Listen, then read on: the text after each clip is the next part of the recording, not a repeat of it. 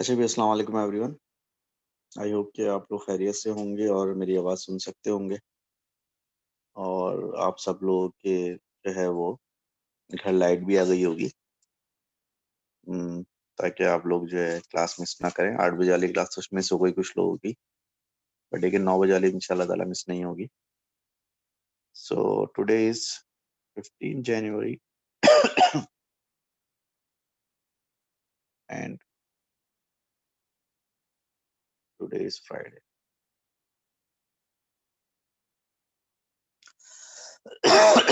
हमारी जो last class थी उसमें हमने law of conservation of energy के बारे में पढ़ा था। ठीक है जी। और law of conservation of energy के बारे में पढ़ने के बाद हम एक वर्कशीट सॉल्व करने जा रहे थे और उसका बस हमने पहला सवाल शुरू ही किया था और वो जो वर्कशीट थी वो वर्कशीट नंबर 27 थी। ठीक है जी। ये कल हमने law of conservation of energy पढ़ा था जो आपको अपनी स्क्रीन पे नजर आ रहा है और इसमें हमने डिफरेंट पॉसिबिलिटीज डिस्कस की थी और फिर वर्कशीट नंबर 27 स्टार्ट की थी।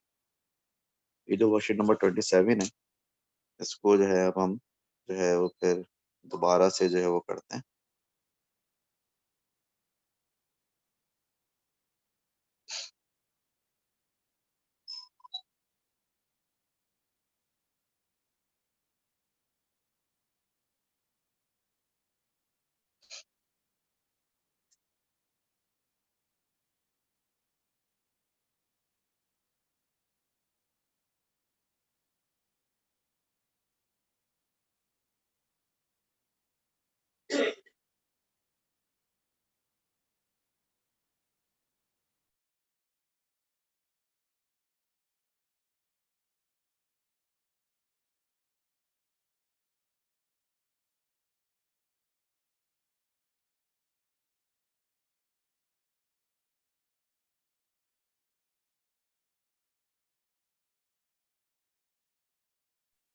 और जी ये वर्कशीट नंबर 27 आपके सामने है। इसका क्वेश्चन नंबर 1 हमने लास्ट टाइम किया था, दोबारा करते हैं इसको तफसील से। Can a steel sphere is dropped vertically onto a horizontal metal plate? The sphere hits the plate with a speed u, leaves it at speed v, and rebounds vertically to half of its original height.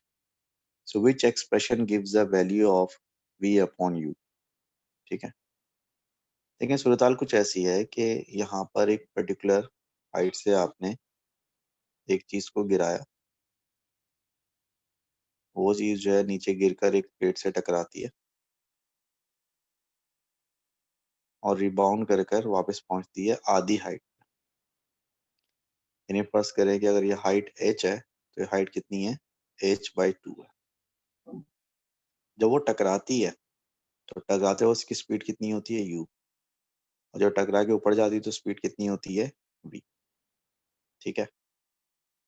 अब इस point पे जब ये object यहाँ टकरा रहा होगा surface से तो उस वक्त उसकी काइनेटिक एनर्जी कितनी होगी? so उसकी काइनेटिक एनर्जी होगी हाफ एम यू स्क्वायर। और जब वो टकरा कर बाउंस करके ऊपर जा रहा होगा तो उस वक्त उसकी काइनेटिक एनर्जी कितनी होगी? उस वक्त उसकी काइनेटिक एनर्जी होगी हाफ एम वी स्क्वायर। अभी जो काइनेटिक एनर्जी है इसको हम काइनेटिक एनर्जी 1 कहते हैं और ये जो काइनेटिक जिसको हम काइनेटिक एनर्जी 2 कहते हैं। अब देखिए टकराते वक्त की जो काइनेटिक एनर्जी है वो अगर बाउंस करने के बाद की काइनेटिक एनर्जी के बराबर होती तो ये ऑब्जेक्ट उतनी हाइट पे वापस जाता है जितनी हाइट से इसको ड्रॉप किया था। लेकिन ये अपनी आधी हाइट लूज कर रहा है, यानी कि सिर्फ आधी हाइट पर पहुंच पा रहा है, आधी हाइट गेन कर रहा है। अपनी आधी हाइट गेन करने का मतलब ये है कि अपनी आधी पोटेंशियल एनर्जी गेन कर रहा है। तो अपनी आधी पोटेंशियल एनर्जी ये वापस इस वजह से गेन कर रहा है क्योंकि टकराते वक्त इसने अपनी आधी काइनेटिक एनर्जी लूज कर दी होगी। यानी कि फर्ज करेंगे यहाँ पर इसकी पोटेंशियल एनर्जी 100 थी मिसाल के तौर पर, तो जब ये जमीन पे पहुंचेगा तो वो सारी की सारी 100 किस में कन्वर्ट हो जाएगी, काइनेटिक में। जब ये बाउंस बैक करेगा तो बाउंस बैक करके यही सारी काइनेटिक दोबारा से पोटेंशियल में कन्वर्ट हो जाएगी। लेकिन बाउंस बैक करने के बाद जो काइनेटिक थी वो 50 थी क्योंकि इसने 50 पोटेंशियल एनर्जी गेन की, आधी हाइट गेन की, तो उसने आधी पोटेंशियल एनर्जी गेन की। तो इसने जो आधी पोटेंशियल एनर्जी गेन की वो इसलिए गेन की है क्योंकि टकराते वक्त इसने अपनी आधी काइनेटिक एनर्जी लूज कर दी हो। इसका मतलब ये हुआ जो हाफ एम बी स्क्वायर है ये हाफ एम यू स्क्वायर का आधा है, यानी कि ये वाली काइनेटिक एनर्जी जो आपकी काइनेटिक एनर्जी 2 है, टकराने के बाद की जो काइनेटिक एनर्जी है, वो टकराने से पहले की काइनेटिक एनर्जी का हाफ है। काइनेटिक एनर्जी 1 का हाफ है। अब काइनेटिक एनर्जी 2 क्या है? काइनेटिक एनर्जी 2 है हाफ एम वी स्क्वायर, और ये हाफ है किसका? ये हाफ है काइनेटिक एनर्जी 1 का, और काइनेटिक एनर्जी 1 कितनी है? Half M U square. Half और एम कैंसिल, हाफ और एम कैंसिल, तो वी स्क्वायर बराबर बचा किसके? 1/2 यू स्क्वायर के बराबर बचा। अब V square upon U square जो है वो किसके बराबर बचा? 1/2 के। दोनों तरफ स्क्वायर रूट लेंगे, तो वी अपॉन यू जो है बराबर बचेगा 1/√2 के। और सवाल में हमें वी अपॉन यू ही निकालना था हमें, और हमारे हिसाब से वी अपॉन यू का आंसर क्या आ रहा है? 1/√2 आ रहा है। मतलब ये हुआ कि हमारा आंसर क्या होना चाहिए? सी, क्योंकि 1/√2 जो है वो सी में लिखा हुआ है। ठीक है, तो आई होप कि ये बात जो है आप लोगों की समझ में आ गई हो। Question number 2, a ball is thrown vertically upwards neglecting air resistance, which statement is correct? एक बॉल को आपने ऊपर थ्रो किया है, ऊपर की तरफ, ठीक है, एयर रेजिस्टेंस नहीं है, और तो बताएं अगर एयर रेजिस्टेंस नहीं है तो कौन सी बात सही है?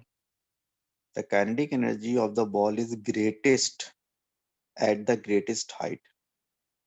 नहीं, जब बॉल को ऊपर फेंकेंगे तो ग्रेटेस्ट हाइट पर पहुंचकर उसकी स्पीड क्या हो जाएगी? ग्रेटेस्ट हाइट पे पहुंच के इसकी स्पीड 0 हो जाएगी। तो ग्रेटेस्ट हाइट पर पहुंच के उसकी काइनेटिक एनर्जी भी क्या हो जाएगी? 0। तो लिहाजा ये बात बिल्कुल गलत लिखी हुई है, एब्सोल्युटली गलत, क्योंकि इसमें कह रहे हैं कि काइनेटिक एनर्जी जो है वो हाईएस्ट पॉइंट पर सबसे ज्यादा होगी, हालांकि काइनेटिक एनर्जी हाईएस्ट पॉइंट पर 0 होगी। बी में कह रहा है by principle of conservation of energy the total energy of the ball is constant throughout its motion. कह रहा है कि ऊपर जाते वक्त principle of conservation of energy के हिसाब से या law of conservation of energy के हिसाब से टोटल एनर्जी बॉल की कांस्टेंट रहेगी। बिल्कुल सही कह रहे हैं। जिसको आप ऊपर फेंकेंगे तो काइनेटिक एनर्जी डिक्रीज होती रहेगी और पोटेंशियल एनर्जी इंक्रीज होती रहेगी।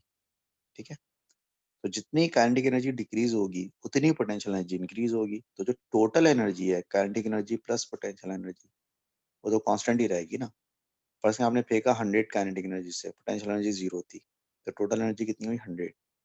थोड़ा सा ऊपर जाके काइनेटिक 20 कम हो गई तो पोटेंशियल 20 बढ़ जाएगी, तो टोटल कितनी हुई? फिर भी 100।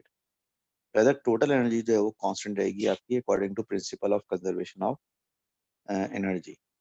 तो आपका आंसर बी जो है वो बिल्कुल सही हो जाएगा। ये देख लें कि सी और डी क्यों नहीं आंसर होगा। तो सी में कह रहा है कि by principle of conservation of momentum the momentum of the ball is constant throughout its motion. तो भाई जब बॉल ऊपर जा रही होगी तो बॉल की तो स्पीड डिक्रीज हो रही होगी, और जब बॉल की स्पीड डिक्रीज हो रही होगी तो उसका मोमेंटम यानी कि मास इनटू वेलोसिटी वो भी ज़्यादा डिक्रीज हो रहा होगा। तो बॉल का मोमेंटम कांस्टेंट नहीं रहेगा। By the way, principal of conservation of momentum ये नहीं कहता कि किसी चीज का मोमेंटम कांस्टेंट रहता है, वो तो ये कहता है कि किसी सिस्टम का ओवरऑल मोमेंटम कांस्टेंट रहता है। इसलिए C is not a possible answer. D में कह रहा है the potential energy of the ball increases uniformly with time during its ascent. यानी कि ऊपर जाते वक्त बॉल की जो पोटेंशियल एनर्जी है वो इंक्रीज होगी यूनिफॉर्मली। ठीक है, बॉल की पोटेंशियल एनर्जी यूनिफॉर्मली उस सूरत में इंक्रीज होगी जब ये यूनिफॉर्म स्पीड से हाइट गेन करे। लेकिन आपको पता है कि ऊपर जाते वक्त किसी भी चीज की स्पीड यूनिफॉर्म नहीं होती, बल्कि उसकी स्पीड डिक्रीज हो रही होती है, और हाईएस्ट पॉइंट पे पहुंच के उसकी स्पीड 0 हो जाती है। तो चूंकि वो कांस्टेंट स्पीड से ऊपर नहीं जा रहा है, तो लिहाजा वो कांस्टेंट स्पीड से हाइट भी गेन नहीं कर रहा होगा, और जब वो कांस्टेंट स्पीड से हाइट गेन नहीं कर रहा होगा तो वो कांस्टेंट रेट से उसकी पोटेंशियल एनर्जी भी इंक्रीज नहीं हो रही होगी। तो उसकी पोटेंशियल एनर्जी इंक्रीज तो बेशक हो रही होगी, लेकिन यूनिफॉर्मली इंक्रीज नहीं हो रही होगी। That is why D is also not a possible answer. Question number 3, a wooden block is freely supported on brackets at a height of 4 meter above the ground as shown. A bullet of mass 5 gram is shot vertically upwards into the wooden block of mass 95 gram. It embeds itself in the block. The impact causes the block to rise above its supporting brackets. The bullet hits the block with a velocity of 200 meter per second. How far above the ground will the block be at the maximum height of its path? Actually ये तो जो है ये conservation of energy का सवाल नहीं है, बल्कि सवाल जो है कंजर्वेशन ऑफ मोमेंटम का सवाल है, और ऐसा सवाल जो है हम मोमेंटम के चैप्टर में कर चुके हैं। ठीक है, बट जाहिर है चूंकि ऐसा सवाल हम कर चुके हैं तो हमें तो ये करना आना चाहिए, तो इसको हम यहाँ पर सॉल्व करते हैं। देखें, बुलेट है, उसका मास है 5 ग्राम, वो 200 की स्पीड से जाकर 95 ग्राम मास के ब्लॉक से टकराती है। ब्लॉक इनिशियली स्टेशनरी है। जब बुलेट से टकराएगी तो बुलेट इसके अंदर पेनिट्रेट कर जाएगी, इसमें इम्बेडेड हो जाएगी, और फिर ब्लॉक और बुलेट दोनों एक साथ ऊपर की तरफ मूव करेंगे। जब ऊपर की तरफ मूव करेंगे तो फर्ज करें ब्लॉक यहाँ तक मूव कर पाता है, उसके बाद फिर रुक के नीचे गिर जाता है। तो ब्लॉक जब ऊपर जाएगा तो वो कुछ हाइट गेन करेगा। आपको बताना है कि जब ब्लॉक ऊपर जाएगा तो वो मैक्सिमम हाइट कितनी गेन करेगा, यानी कि उसकी हाइट आपको जमीन से मालूम करनी है आपको, मैक्सिमम हाइट। यानी कि ये ब्लॉक जो है ये कितना ऊपर जाएगा पहले हम ये मालूम करेंगे, और फिर इसको 4 मीटर में ऐड कर देंगे अपने इस आंसर को, और 4 मीटर को प्लस करेंगे तो आपका ये एक्चुअल फाइनल आंसर आ जाएगा। ठीक है, इस पर अगर हम लॉ ऑफ कंजर्वेशन मोमेंटम लगाएं तो ये कौन सा वाला केस बन रहा है? ये वाला केस बन रहा है जिसमें दो ऑब्जेक्ट जो है वो आफ्टर कोलिजन जो है वो they collide together, they stick together and they move off together. तो जब दो ऑब्जेक्ट एक साथ मूव ऑफ करते हैं तो हम क्या करते हैं, उनका फाइनल मोमेंटम में क्योंकि दोनों की वेलोसिटी कॉमन हो जाती है तो उस वेलोसिटी को हम कॉमन ले लेते हैं। अब m1 अगर हम बुलेट को बोलें तो बुलेट का मास है 5 और बुलेट की स्पीड है 200 इनिशियल। m2 ब्लॉक का मास है 95 और ब्लॉक की इनिशियल स्पीड है 0। m1 प्लस m2 का मतलब होगा 5 प्लस 95, और दोनों की जो फाइनल कॉमन स्पीड है वो v हमें नहीं पता। तो ये जाएगा 5 इंटू 200 कितना हो जाएगा, ये 5 इंटू 200 हो जाएगा, और 95 इंटू 0 0 हो जाएगा, और ये बराबर होगा 5 प्लस 95 100 इंटू वी। 100 वन जा 100 टू जा, तो स्पीड आपके बराबर हो जाएगी 10 मीटर पर सेकेंड के। इसका मतलब ये हुआ कि ये ब्लॉक जो है ये ऊपर उठेगा 10 मीटर पर सेकेंड की स्पीड से ऊपर उठेगा, और जब ये हाईएस्ट पॉइंट पे पहुंचेगा तो वहां स्पीड क्या हो जाएगी, 0। और ऊपर जाते वक्त इसका एक्सेलरेशन कितना होगा, -9.81 मीटर पर सेकंड स्क्वायर। हमें मालूम करना है ये हाइट कितनी होगी, और उस हाइट को हम 4 मीटर में ऐड कर देंगे तो हमारा फाइनल आंसर आ जाएगा। इसके लिए सिंपली आप कौन सी इक्वेशन लगाएंगे, 2as की। 2as बराबर है किसके, v square minus q square के। 2 का मल्टीप्लाई करेंगे -9.81 से। हाइट आप मालूम करने के मुतमन्नी है, फाइनल स्पीड 0 है, इनिशियल स्पीड है 10 का स्क्वायर। तो s बराबर होगा किसके, -100 डिवाइड बाई -2 इंटू 9.81।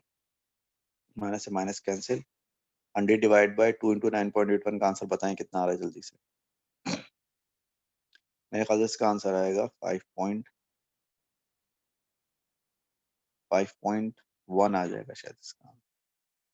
चेक करके बता दो कैलकुलेटर से खुदा के लिए। सर एक क्वेश्चन है। 5.1 आ रहा है? सर एक सवाल है। क्या सवाल है भाई?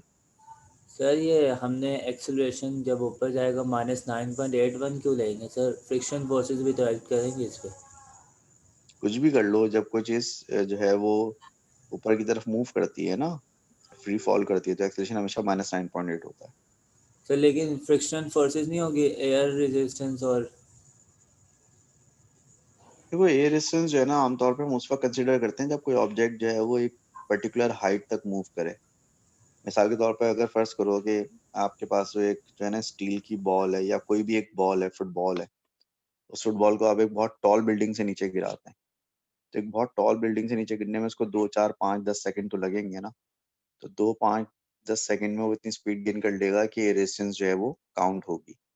लेकिन फर्ज करो कि आप कुर्सी पर खड़े हो जाओ, कुर्सी पे खड़े होकर एक बॉल नीचे गिरा दो, तो कुर्सी से बॉल को नीचे गिरने में मुश्किल से आधा सेकंड लगेगा। तो आधे सेकंड में जो है ना वो बॉल इतनी स्पीड गेन कर ही नहीं पाएगी कि उस पर रेजिस्टेंस जो है वो मतलब एप्रिशिएबल हो, कंसिडरेबल हो। ज्यादा एक छोटी सी हाइट जो है ना, 5 मीटर की हाइट इज नथिंग। 5 मीटर की हाइट कवर करने में मुश्किल से आधा एक सेकंड लगेगा इसको। तो इतने कम टाइम के लिए जब कोई चीज मूव करती है ना तो उसमें रेजिस्टेंस नेग्लिजिबल ही होती है। ठीक है, तो यहाँ पे रेजिस्टेंस काउंट नहीं होगी। हाँ, अगर फर्ज करो कि